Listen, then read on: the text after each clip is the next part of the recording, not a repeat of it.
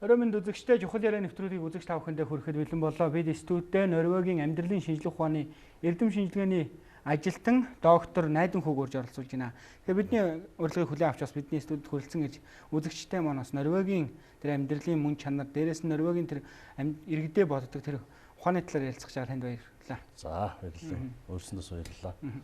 Ер нь Норвег улс гэдэг маань ерөнхийдөө амьдралын тэр алтан дунджийг баримталдаг улсаа гэдэг. Таатай амьдралтай улс орнуудын жагсаалтанд бол дээгүүрт ордог юм улсаа. Тэгэхээр энэ улсын яг хөгжлийн нууц нь юунд байна гэж таны хувьд харж байна. Энд бас нэлээдгүй хугацаанд амьдарчлаа, тэнд эрдэмчлэгийн ажил хийгээд бас багахан хугацаа өнгөрөөсөн хүний хувьд бол олж харсан баг. Тэгэхээр яг Норвег бол одоо ертөнцийн баруун хойд хэсэгт оршдог 5 сая хүн амтай. За байгаль одоо цаг уурын бас хүнд бэрхшээлтэй орнуудын тоонд ордог юм улс. Ерөөсөө Норвегийн хөгжлийн хамгийн гол нууц нь бол ерөөсөө байгалийн баялагын тэгш байрлалт. Ерөөсөө байгалийн баялаг тэрс олж байгаа одоо бүхэл орлого, бүхэл мөнгө байх нь өөрийнхөө ард түмэнд очиж наалддаг. Ийм л онцлог, ийм л хөгжлийн одоо гол онцлогтой болсон.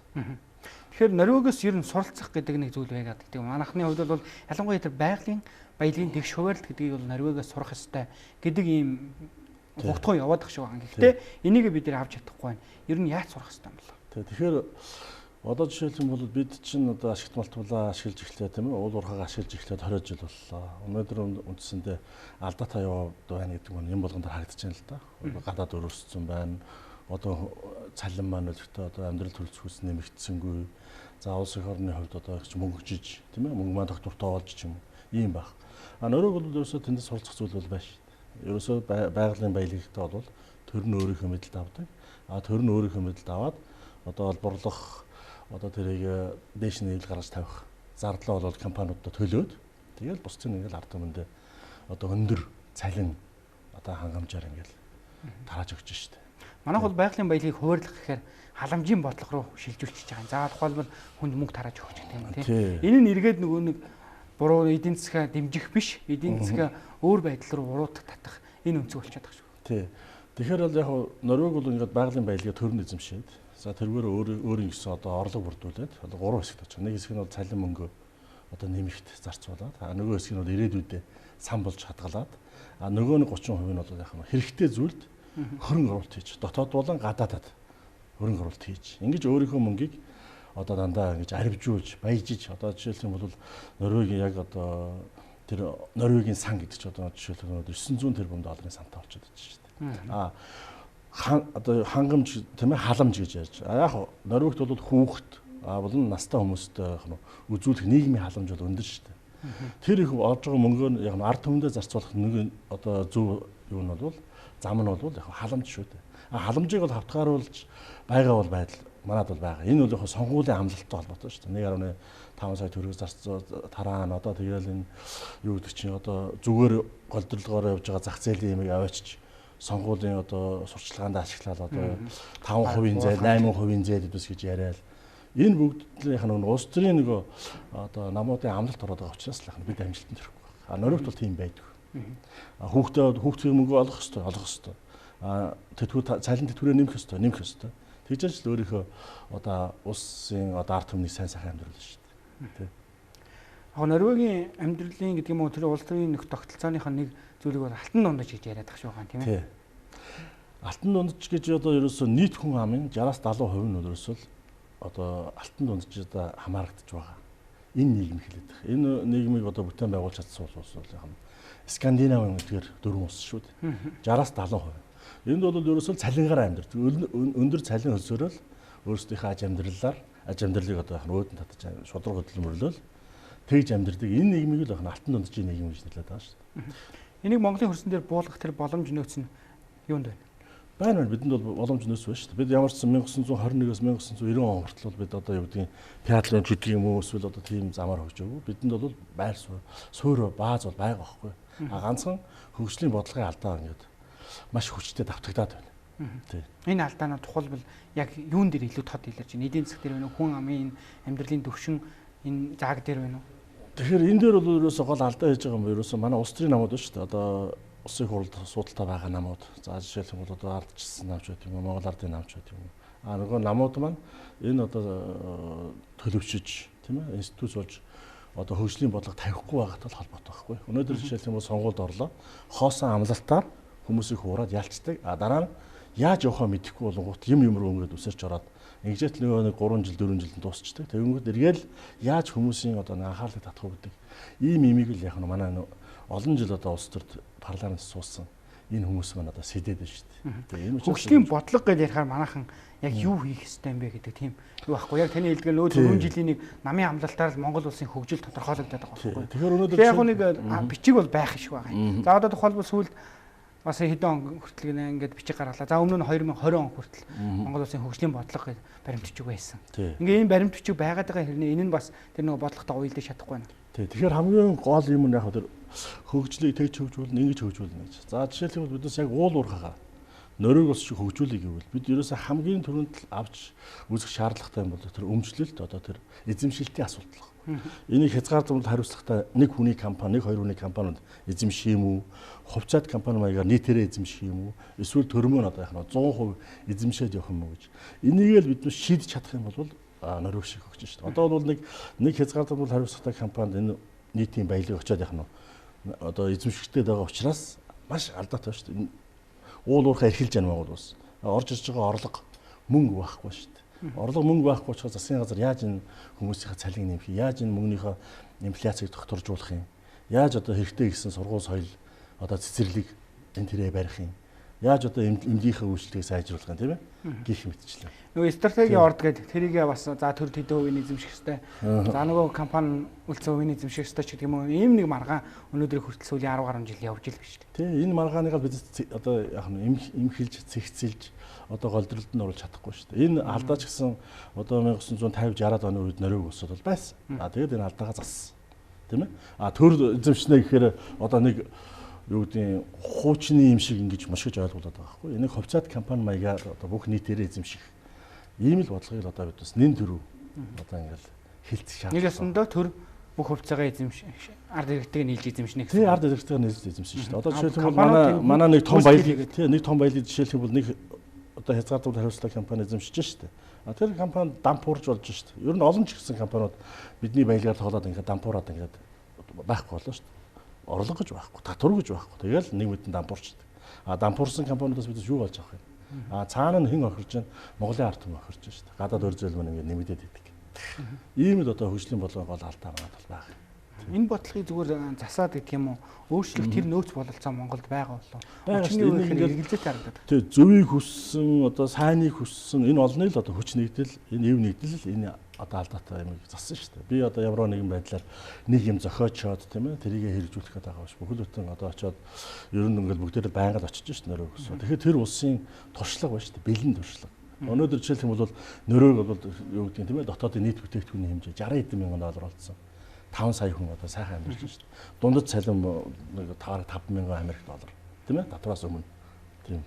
За тухайлбал бид нар одоо засъя гэж ярьж байна тийм ээ. Тийм. За тэгэхээр манай дээр за том үйлдвэр гэх юм бол Эрдэнэтэй уулын ажиллах байж болно. Энийг тэгвэл яаж засах вэ? Одоо байгаагаар нь явах юм уу? Аль эсвэл тэр Норвег шиг болохын тулд ямар боломж нөөц байгаа юм? Тэгэхээр яг одоо ч Эрдэнэт гэдээ ярьлаа. Тэгвэл бид 100 Эрдэнэтэй бол гэсэн л одоо бодлого тавилт. Эрдэнэт өнөөдөр манай төсвийн 30% өрдүүлж байна. Хэрвээ 100 Эрдэнэтэй болчихвол манай төсөв хичнээн их болох нь. Энэ чи бэлэн жишээ байж. Заавч Норвег гэдэг. 100 Эрдэнэтэй болыг гэхээр л нөгөө нэг хуваарлтын маргаан явдаг шүү дээ. Одоо оюутан тэгэл тэр нэг буруу болсон тэрийг бидээс яг нь олонхоо хүчээр засах хэрэгтэй шүү дээ. Энэ өмчлөлт, эзэмшилтийн асуудал гэдэг чинь бидний хамгийн гол оюутан шүү дээ. Оюу толгой байна. Тэгэл 5 толгой шүү юм уу? Одоо бүхэл одоо уул уурхаа дандаа одоо босромог аргаар ингээд хүмүүсийн одоо хувь хүмүүсийн, хувь компаниудын эзэмшилд очсон учраас л яг нь бид өөрсдөө тэр баялагтай эзэн болж чадахгүй шүү дээ. Баялагтай эзэн болыг юу бид тэрийг бүгдээрээ нийтээр эзэмших хэрэгтэй шүү. Таны зүгээр оюутлогоо дээр тухайлбал яаж харж байна? Одоо тэр Норвегийн туршлагатайгаа харьцуулаад харахад ерөөсөө яг зүгээр энэ хിവэрээ явахаар дүр зурагтай байна уу? Эсвэл гэдэг тэр боломж байна уу? Тий. Тэгэхээр яг Норвегийн туршлагаас харах юм бол жишээлх юм бол одоо оюу толгой чинь тэр бол асар их одоо алт зэсийн одоо тийм ил уурхаа шүү дээ. Ашиглахад бол хялбарах. Гэтэл бид хэрвээ үнэхээр одоо юу гэдэг зам тавихтаа бидээс гадаадын хөрөнгө оруулалт болоод манай засаг өөрсдөө одоо хөрөнгө оруулалт хийгээд шүү дээ. Тэрнтэй адилхан яагаад тэр уул уухагаа эзэмшиж энэ ард түмэндээ одоо хүртэл болохын тулд өөрсдөө мөнгө зээлээд жишээлх юм Норвегиос ч юм уу мөнгө зээлээд хөрөнгө оруулалт хийгээд одоо тэрийг ашиглаж болохгүй байна. Заавч хөрөнгө оруулалт гэхээр л уул уухаа хөрөнгө оруулалт гэхээр л гадаадаас авдаг. Зам одоо хямдхан зам ман бариад чанаргүй зам барыг гэхээр өөрөөсөө бонд усгоод тэргээр хөрөнгө оруулалтыг явуулдаг. Нэгсэндээ оюутлогод оруулах хөрөнгө оруулалтыг Монгол улс хийж болно л гэсэн үг. Болно шүү дээ. Бид болно. Бид чадна шүү дээ. Тэрийг одоо миний хөрс хамгийн юу яадаг тэр одоо нүүрсийг ил гаргаад ирэх одоо тэр оператор компаниудыг биднээс хөлсөлж болно шүү дээ. Тийм биз дээ. Тий. За яхахгүй тийм. За Норвегиос бас суралцах систем бол уул уурхай байгаа. Тэрнээс гадна хөдөө аж ахуй. Таны хувьд бол ялангуяа энэ хөдөө аж ахуйн чиглэлээр яг тэнд эрдэм шилжээний ажил хийж байгаа учраас энэ дээр бас илүү харж байгаа байх гэж бодож байна. Монгол улс бол хөдөө аж ахуйн орон гэж ярьдаг. Гэхдээ бас энэ хөдөө аж ахуй бол сүүлийн жилүүд бас яхахгүй нэг унах байдал руугаа, унж босох байдал руугаа нэгснээр за тухайлбал зөвхөн газар тариалан дээр аваад үзээ л та. Төрийн дэмжлэгэл явдаг салбар. Болчлоо. Хамгийн имзэг ядуу тийм ээ. Гэтэл биднээс одоо 56 сая малтай гэж яриад шүү дээ. 56 сая малыг яг хойдолд 300 мянгаар үржүүлээд өгнө л дөө. Хичнээн их хөрөнгө байна. Энийг эдийн засгийн зөв эргэлтэнд биднээс яаж оруулах вэ? Энд ерөөсөө ганцхан бас л Скандинав орнд байгаа бэлэн жишээ. Энэ бол хоршоолсон, шаталсан үйлдвэрлэл бий болгох. Өөрөөр хэлбэл бид маха, сүүгээ одоо ноос, ноолуур, арьс нэхийгээ энэ хоршоолсон, шаталсан хэлбэрээр л одоо мөнгө болгож чадах юм бол бидэнд зах зээл бол байна шүү дээ. Өнөөдөр биднээс ч гэсэн муу сайн ч гэсэн дэд бүтцээр хоорондоо холбогдсон дархан, сэлэн одоо дархан, Сүхбаатар, Эрдэнэт тийм ээ Улаанбаатар гэсэн дөрвөн хот байна. Тий, дөрвөн хот байна шүү дээ. Тэгэхээр энийгээ биднээс одоо дэд бүтцээр нь түшиглээд сэлэн мөрнийхөө усыг ашиглаад одоо хөдөө аж ахуйхаа одоо түүхий эдийг тийм ээ шаталсан одоо хоршоолсон хэлбэрээр явуулах юм бол бидэнд боломж бол байна шүү дээ. Зах зээлч байна.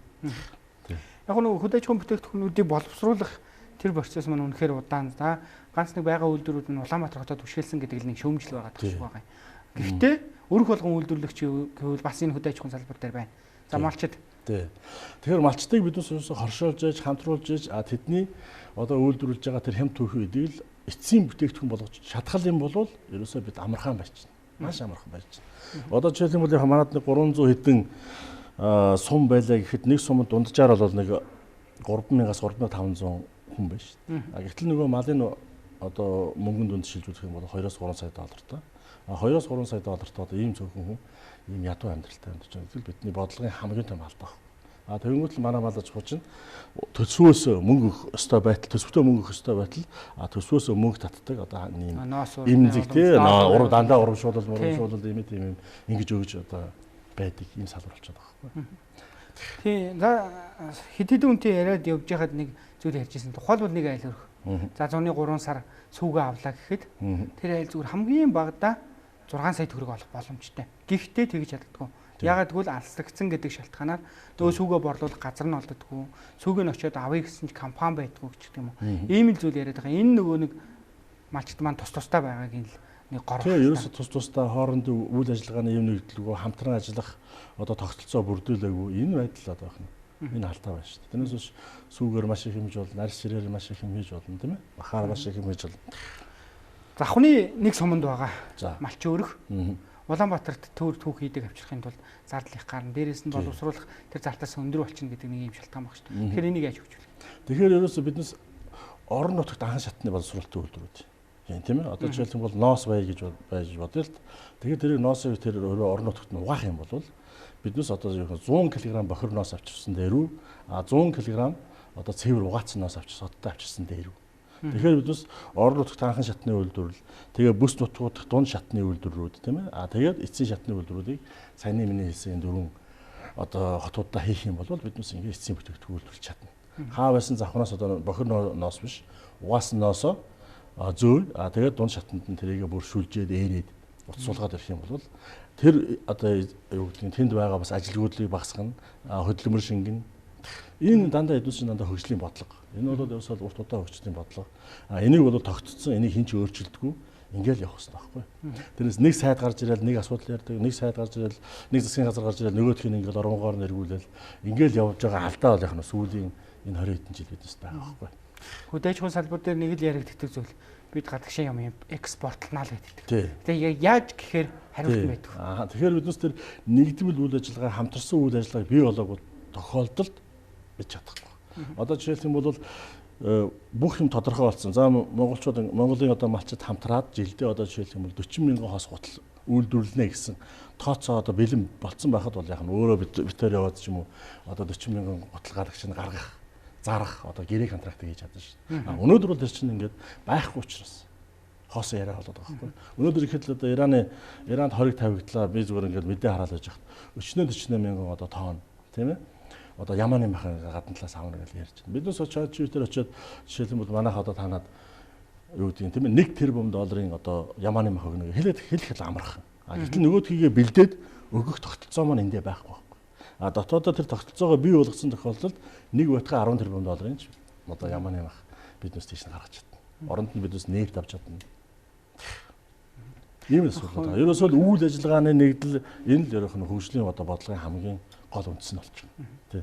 Монголчууд нөгөө нэгдэж чадахгүй даа байна уу? Аль эсвэл нэгдүүлэхийг хүсэхгүй тэр бодлогодоо байна уу? Ерөөсөө нэгдүүлэх тэр бодлогыг л бий болгох одоо төр л байх хэрэгтэй. Төрийн одоо тэр одоо зохицуулалт гэдэг юм л одоо биднээс бий болгох хэрэгтэй. Төрийн зохицуулалтаар энэ хоорондын одоо үйл ажиллагааны юм нэгдэл бий болдог. Үүний одоо ерөөсөө яг одоо үлгэр жишээ хэрэгжүүлж байгаа улс бол яг нь Норвеги улс байна шүү дээ.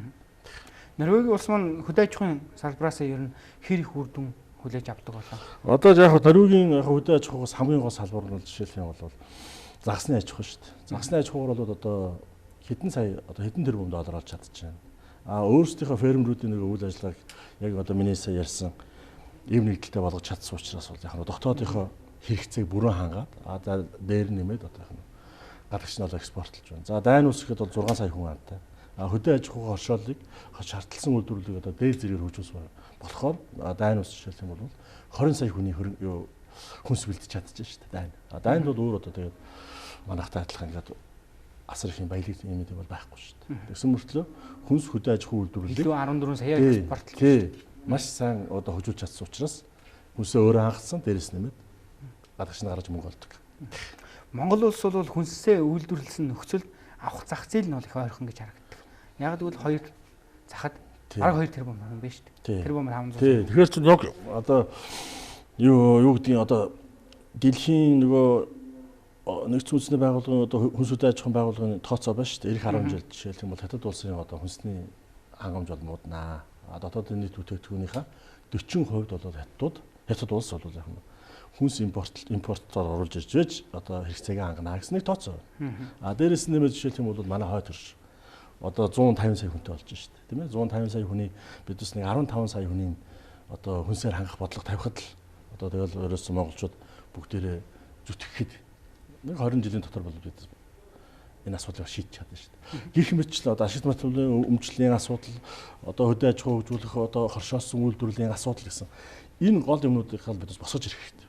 Ийм юм байхгүй тохиолдолд зүгээр худлаа тунхагийн шинж чанартай юм яриад бидээс 20 жил явчлаа шүү дээ. Солонгос Монголын нэг эдийн засгийн форум дээр очиод сурвалжлага хийгээ явж хахад нэг бизнесмен ингэж ярьж Солонгосын монголчуудын нэг л алдаа байдаг. За дээрээс тэр удирдлагууд нь болохгүй хас гадна монголчууд зөвхөн монголчуудад зориулж бүтээгдэхүүн хийх гэдэг юм шиг сэтгэхэд идэг. Гэтэл солонгосчууд бол дэлхийд зориулж бүтээгдэхүүн хийдэг. Ялгаал энд байгаа гэдэг. Бид тэгвэл одоо хойд төршөд уур төршөд зориулсан бүтээгдэхүүн хийхдээ одоо биднээс хангалттай шүү дээ. Бид 3 сая хүн. Тийм ээ 3 насны ангилаар 3 хахад л одоо хүүхэд багчууд одоо эдэр залныхан тэгээд одоо настай хүмүүс гэсэн. Ингээл байна шүү дээ. Тэгэхэд өнөөдөр Улаанбаатар хотод ингээл ажил гүйцэтсэн тийм ээ. Тэгээд ийм цөөхөл хийж хүмүүс солонгос руу одоо ажиллах хүчээ импортлол ингээл ийм одоо харанхуй ядуу. Тэгээд хөдөө орон нутгийнх нь Улаанбаатарт ажиллана гэж ирээл ажиллах. Тийм Улаанбаатар хотод ирж ажиллана.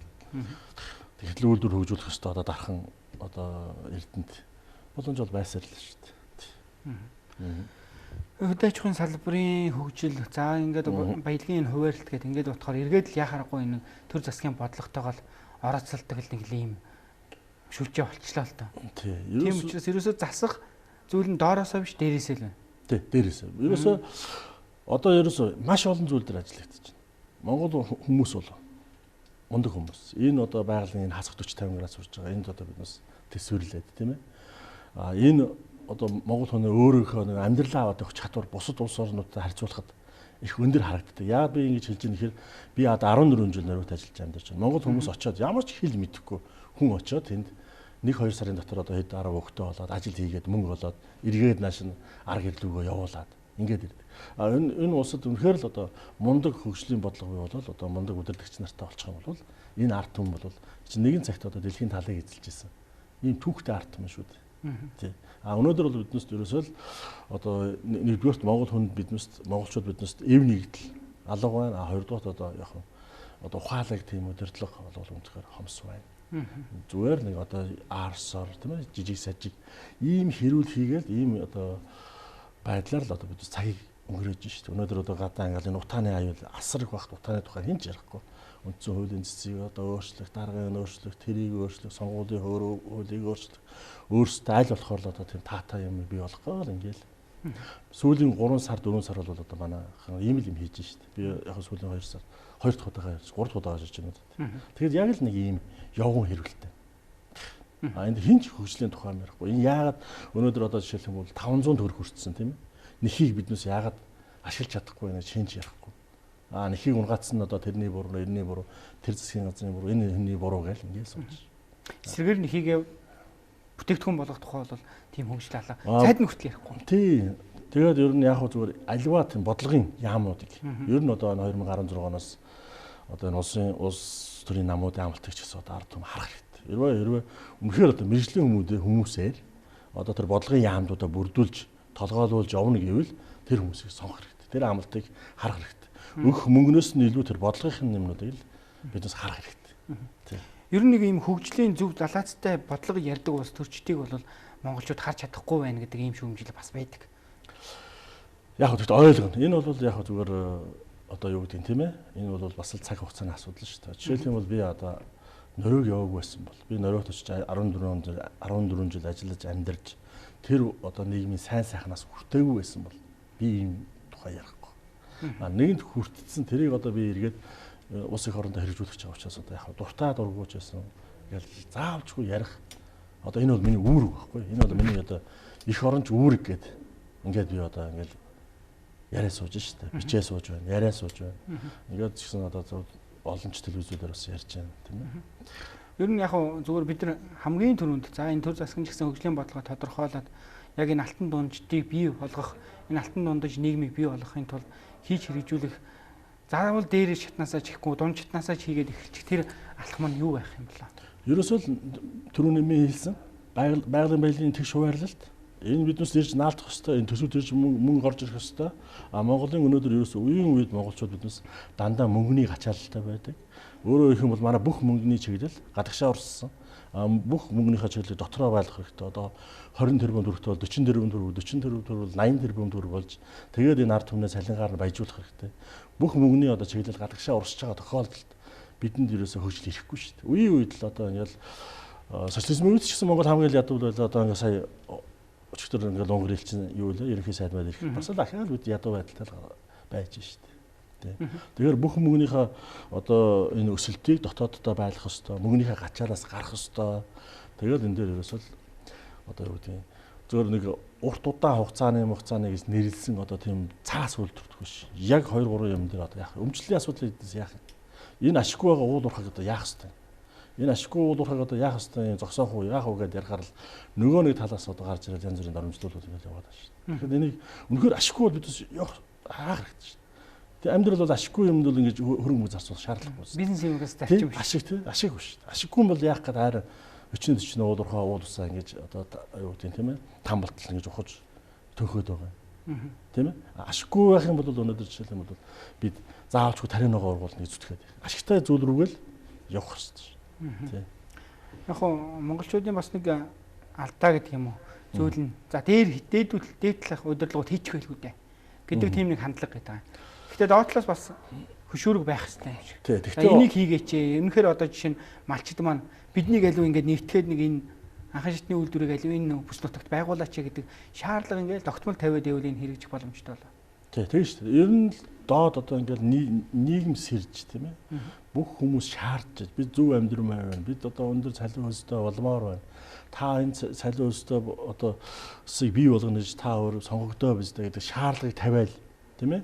Өгж байгаа нэг жижиг одоо чихэрэнд нь хурдах биш. Бүгдээрээ нийлээд одоо чихэр үйлдвэрлэдэг болъё гэдэг энэ шаардлага тавьсан тохиолдол яг хүмүүс гонод өгч шүү дээ. Энэ дээр одоо ингээд төрийн бас байгууллагууд ард иргэдийн одоо итвэх зүтгэл Ингэж л явна шүү. Тэрнээс одоо нэг 2хан том дарга гарч ирээд усыг бол нураагаад байгаа л бас асуудал бас биш л дээ. Гэхдээ энэ яг дээгүүр бол маш их хэмжээний ховилдоо явагдаж байгаа учраас нэг ховилддаг бас нэг тийм бүлэглүүд бий болсон учраас бид одоо өгчихгүй шүү дээ. Гэхдээ яг энэ ховилддаг бүлэглүүдээ одоо байхгүй болохын тулд Монгол хүн болгон баланс ахна зүтгэж байгаа учраас энийг маань бас хаалттай биш байгаанаас биднээс бас нэг олд байхгүй. Энэ олдоо баталгаажуулах юм. Энэ олдоо баталгаажуулахын тулд яг хүн болгон чармаах хэрэгтэй. Одоо энэ 2016 он гарчлаа. Энэ жил сонгуулийн жил ямар хүмүүс одоо жишээлбэл төр 7 удаан жил одоо бухшиж тийм ээ энэ хөгжилд одоо гай болов. Ямар хүмүүс нь хөгжүүлэхийн төлөө ингээд зүтгээд байна. Энэ бүгдэн дээр л яг арт түмэн дүн тавина шүү дээ. Дүн тавина. Дүн тавихтаа бол яг арт түмэн өөрсдөө нэг авилгачд гэдэг байгаа сонгуулийн бас авилгыг арт түмэн өөрөө авахгүй хэрэгтэй. Тэгвэл тэгэл болоо. Одоо өнөөдөр бол айл хэдийн эхэлсэн ба шүү дээ. Би одоо яармгаар явахлаа айл хэдийн ингээд одоо нүүрс яатсан ингээд тараахад эхэлсэн. Билег дуусгал бий болсон. За одоо ингээд удахгүй дараагийн 7 оноос жинхэнэ хайрын одоо 7 хоног эхэлнэ шүү дээ. Цагаан сар болол ингээд. За баярлалаа бидний урилгыг хүлээн авч бас студид хүрэлцэн ирж Норвегийн энэ туршлагаас хуваалцаж үзэгчтэй маань бас чихийг нь онгойлгож нүдийг нь бас бүлтээлгэх энэ сайхан мэдээлэл өгсөн танд баярлалаа. Таны ажилд бас амжилт хүсье. За баярлалаа. Тэгээд ингээд удахгүй болох цагаан сарда ингээд сар шиндээ сайхан шинэлээрэ гэж одоо бүх хүмүүст хэлье да. Ерөөдөө. Үзэгч та бүхэндээ чухал яриа нэвтрүүлэг хүрлээ. Энэ удаагийн зочин Норвегийн амьдралын шинжлэх ухааны их сургуулийн эрдэм шинжилгээний ажилтан доктор Найден Хүү байлаа. Дараагийн дугаараар уулзлаа. Баяртай үзэгчтэй.